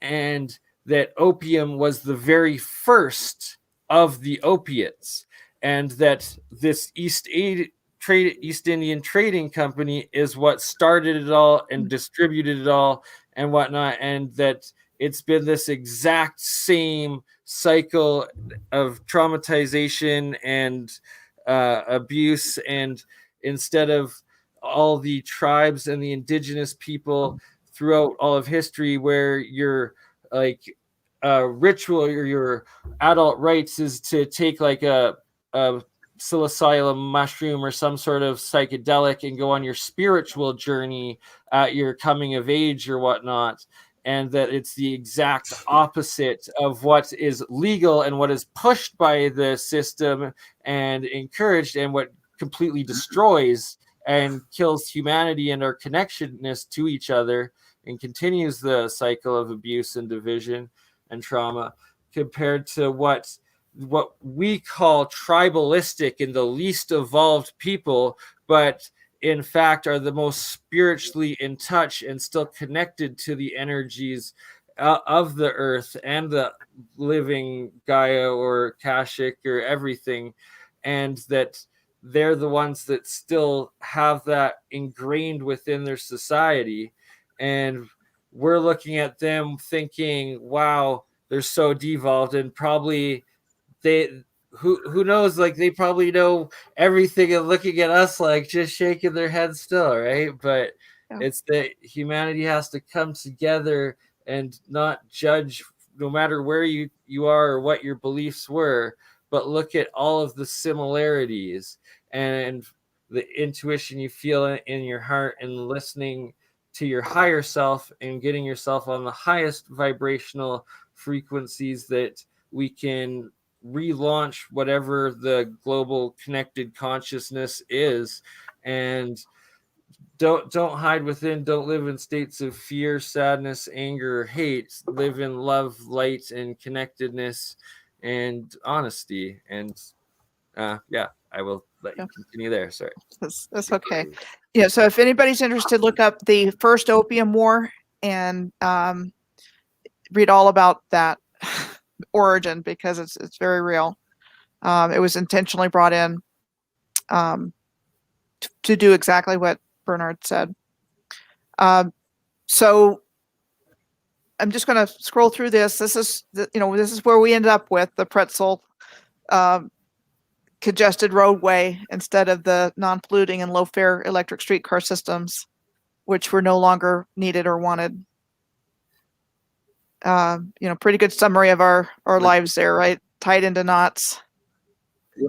And it's hilarious because now they've got to push the green agenda again, but clearly we had this all sorted out and free and no pollution, and they destroyed it. Now they're going, oh, look, no, it's your fault. It's your fault. You're all killing the planet. Yeah, right. The first automotives, the first trains, the first trolleys, all the original infrastructure that we have images and documentation were all running on electricity. They were all electric. And now it's like we're somehow being told 100 years later, 150 years later, oh, we're just learning this now. And no. A lot of inconsistencies. We're just learning how to monetize this now, is what they're saying. So the next thing are incline railways. And in places like Pittsburgh, there were like, let's see, Pittsburgh had a whole bunch of them, and there's only 2 left. And Cincinnati had 5, and there's no left. But there are some that are still functioning today. So Lookout Mountain in Chattanooga, Tennessee, which was said to have been constructed in 1895. And this is also known as a funicular. So it's a transportation system that uses cable-driven cars to connect points along a steep incline. And it uses 2 counterbalance cars connected to opposite ends of the same cable. So it sounds like a pretty sophisticated technology. But and not only, yeah, and not only that, it's how they build that. Especially this one. This is in Hastings, England. I mean, that's like rough cut, right? So, and there's other functioning, other functioning incline railways and funiculars, but not nearly what there used to be. And this is incline road on the Isle of Portland. So, a lot of them ended up being pulled out, and remember them in the name of the road. I'm just I've made connections with the underground subway systems with the electrical circuitry chart. The colors are the same that you would find in a chart, and I think they were probably functioning as electrical circuits in their own right, as well as in the Earth's grid system. And again, you have the same basic structure all over the world. And just a few examples. And there are countless abandoned subway tunnels. So this one's in London, one of the many. This one's in Hungary. And this was in Glasgow, Scotland. And the subway system in Glasgow, which goes in opposite directions, reminded me of like a particle accelerator. And so this kind of interesting implications there. Yeah. Definitely. Wow. I wonder what's on top of that. What buildings are on top of it? That'd be interesting. I'll give you some homework, Cambell. Yeah, and how old was it made? You got some names right there. I'll send you the graphic. But there again, you have the River Clyde, and cool. going right through the middle of it, the River Clyde. And I said earlier, it's a canal also. It's got masonry banks. Yeah.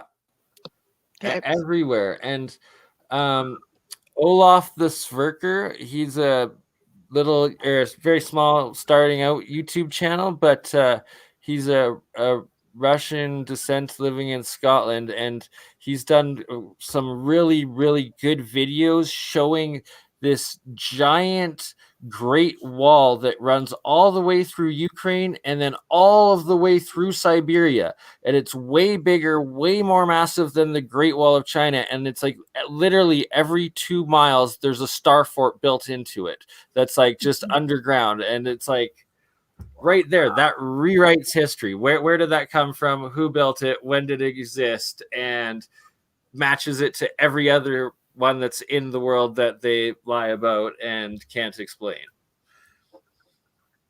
Exactly. So I think my last part of this is just the idea of cathedrals as diodes. And at first I was focusing on the cathedral aspect of it. And when I was doing the research for this, I realized that we were really talking about a diode. Because the cathode is the so a diode is a semiconductor device with two terminals that conducts current in one direction primarily. An electrode is an electrical conductor used to make contact with a non-metallic part of a circuit. The cathode of the electrode is where the conventional current departs a polarized electrical device, and the anode electrode is where the conventional current enters the polarized electrical device. So you've got the spires bring the energy down, and then you've got the whole building laid out in a certain way, serving a certain function. And I'm talking about cathedrals, but I think it also applies to other buildings. You're talking about the railroad stations, but also like mosques and other similar, they're called churches, but they're the same idea. Yeah. So there's something going on with the cathedrals in that respect, and that you've got the window. I focused on the windows and the organ because that's what I know. Anything beyond that, like red mercury and stuff like that, I know about it, but it's secondhand for me. But I found this diagram of the axial ratio of two antennae when I was looking up information on elliptical polarization, and it brought to mind the cathedral window that looks like that right away. So I'm going to speculate that serves as an antenna. That's not speculation. That is a waveguide generator. That is an antenna. There's no speculation at all. That's just fact. So that's an antenna. This is a Walter Russell diagram showing the 6-octave working range that's identical to a cathedral door that are found all over the world. So I've got examples of New Caledonia, which is in the South Pacific, not far from Australia, Finland, England, and Manhattan. And the same idea. Talking earlier about the windows. So these are piano notes that look like the same as the cathedral rose windows. And so this is one of the solfeggio frequencies on the charts you sent me, Bernard. And this is the same number of petals in a window. And then you've got the organ, parked up right against that. So you said it was like a 2D representation of a frequency. And then you've got the organ like right up against it, so that whatever notes are coming from the organ are going through that window. And I talk about the solfeggio tones. So that's a waveguide generator, the window structure there, that is the same shape dimension as the actual tone of piano sound being created right next to it. So that literally proves and scientifically shows that the sound wave being generated right there is the exact same as the code, same geometric hertz frequency cymatically as the window that's right next to it, that's made out of the metal and the crystals that are your both waveguide generator as well as magnifier with the crystal resonance. That's an analog machine of sound energy amplification and dimensional practice. That's insane. Mind-boggling. And that would be to do with where it actually sits on the grid as well, wouldn't it? The actual frequency that it's set to. I mean, I'm sure all of these buildings, all the organs, all of these rose windows, it must have been a symphony of frequencies that were doing good, doing something wonderful. Yeah, I mean, and we've lost that. Into the remember how many rhymes and fairy tales that there used to be about bells, but they've all disappeared. Mm-hmm. Sorry. There are still a lot that have bells, and the solfeggio frequencies themselves are healing.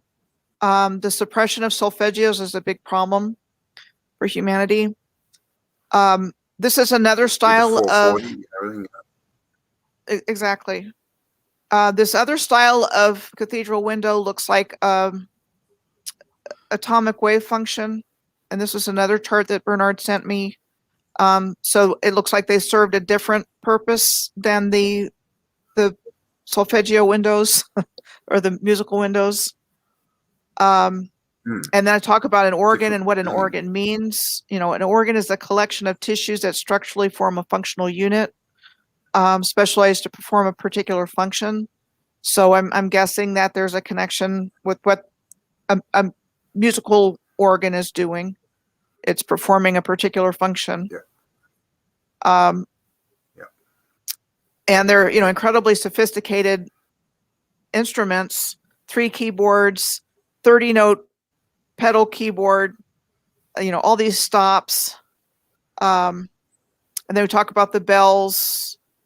I think there's a connection. I think these are sending these frequencies out to the cosmos, these really tall bell towers. This is in Florida, the Block Tower. Again, there's a story that goes with it, how it came into existence, but it's like falls apart. This is another one called the Citrus Tower in Claremont, Florida. Here the Carillon bells. Let's see. Elevator to the clouds. There we go. Elevator to the clouds. And they're kind of in alignment here in Florida. And I really think they were sending out these harmonious frequencies for the benefit of all of creation. I mean, that's my take on what's going on with these massive bell towers. No, you're actually 100% right. I gotta think of his name, but he actually just did a huge presentation on Leak Project not too long ago about with the sound frequencies and the mathematical shapes and calculations, proving and claiming exactly what you just said, Michelle. It'll come to me. It will come to me. There's bell towers all over the place. Dr. Emoto's work almost proves it, because he's showing that frequency, produces cymatics, and then he has where he puts rice in water. Oh, I'm not sure if that's him, but people put rice in water, and they'll get 2 beakers, and one they'll tell it they love it, and the other one they tell it they hate it, and the one they tell they hate it just goes all gross, and the one they tell they love it just stays as clean water with rice in it. So it's the intention of the frequency that's creating the energy in that cup. Yeah, so those are the happy ones. Let's see. And that I love you one, I mean, that's just right?